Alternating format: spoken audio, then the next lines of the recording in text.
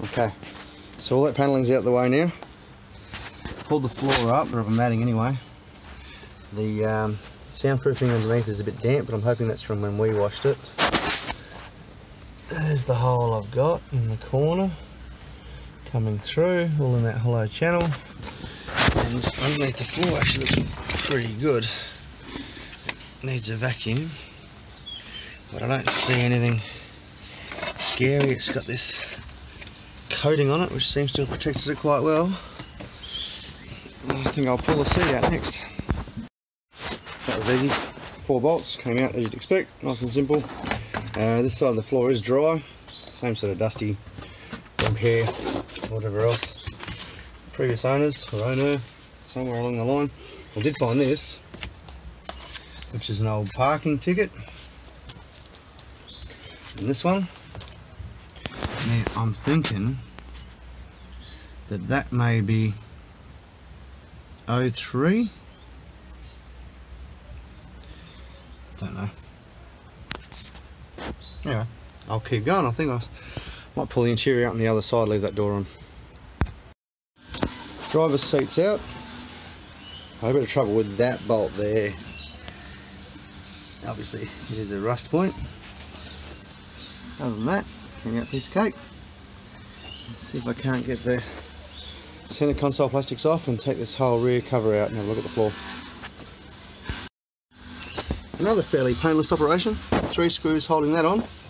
2 at the front, 1 in the middle. Obviously the nice thought this was another good place to nest. Must have access to outside somewhere here. Maybe through the gear shifter. Don't know. Anyway, keep going.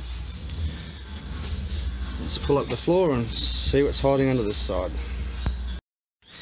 This time, under the driver's side floor, under the seat, is absolutely saturated. I am hoping that's purely because of when we washed it. We know we have a hole in the ceiling, which is all just plastic, so it wouldn't really give us much of a sign.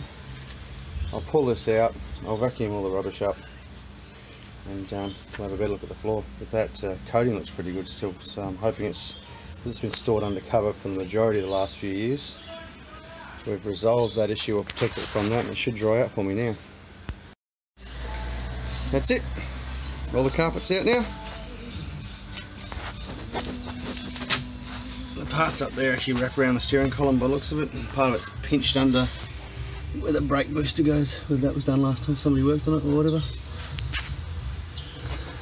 Found this tool really useful for getting the matting up. It's supposed to have clips, but as you can see, some of the clips are fairly rusty and kaputs, and they stayed behind or tore in half or whatever it may be. But I managed to be able to get this close enough to be able to do it, to pop them up, to obviously be able to access the screws and replace them or repair them or whatever. I'll give it all a good vacuum and I'll show you the latest.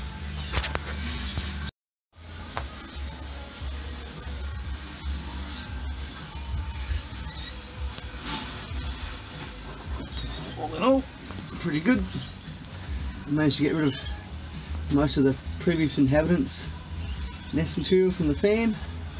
I'll have to pull it out, do it properly.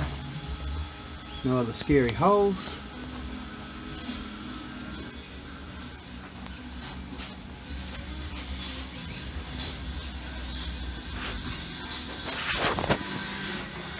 There's rust on some of these more robust components that we'll clean up and get rid of.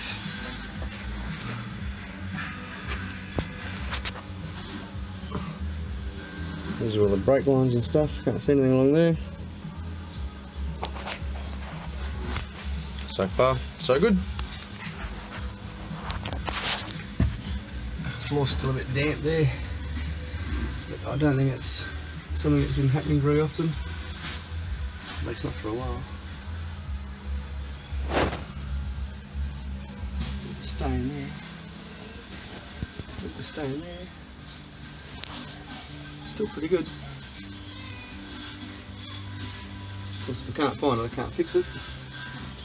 Alright, now, next question. What's behind door number 3? Let's pull this rear plastic off, because of course the bottom seam of that is where I do know I